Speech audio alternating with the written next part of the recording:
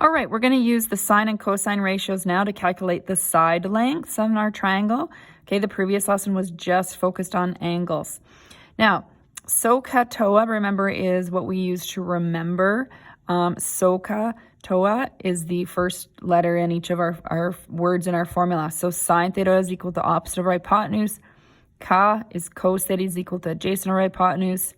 TOA is tan theta is equal to opposite over adjacent. All right, let's read the questions here. So it starts off with, be sure to assess each problem carefully to decide which trig ratio you can use to solve the problem. So where are we going to use sine, cos, or tan? In example 1, determine the length of RQ to the nearest hundredth. Nearest hundredth, 2 decimal places.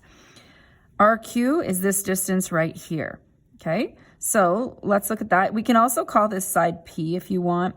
You don't have to, but you can leave it as RQ just the same. So let's decide if we're going to use sine, cos, or tan. So it's all based on where this angle is located. We're looking for this side here, P. I find it helpful to visualize that. Okay, so that's adjacent. And we're given hypotenuse.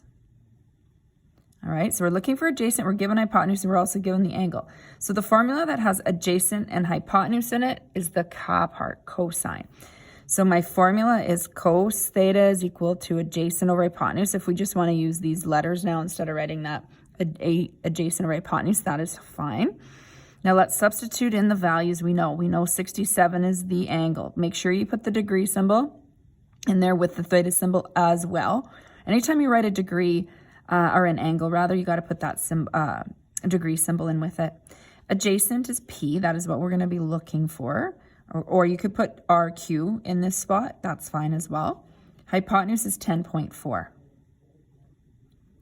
So just like before, we want to solve for P. So we want to get the P all by itself in this equation. So we say we isolate the letter P. To do that, we're going to cross multiply. When we're cross multiplying, I like to kind of just look at, I need 2 fractions. So we're going to make this a fraction by putting that 1 underneath. Remember, you can make any number a fraction by just putting the 1 underneath. So when we cross multiply here, we have 1 times P, which is P, cos 67 times 10.4. We write that number in front because that means 10.4 first. We call that the coefficient times cos of 67 degrees. And that way it's really clear that you're multiplying this by what cos 67 degrees is. Okay, now for most of your calculators, most of you, you're just going to type that in how you see it. So 10.4, you're going to write cosine 67.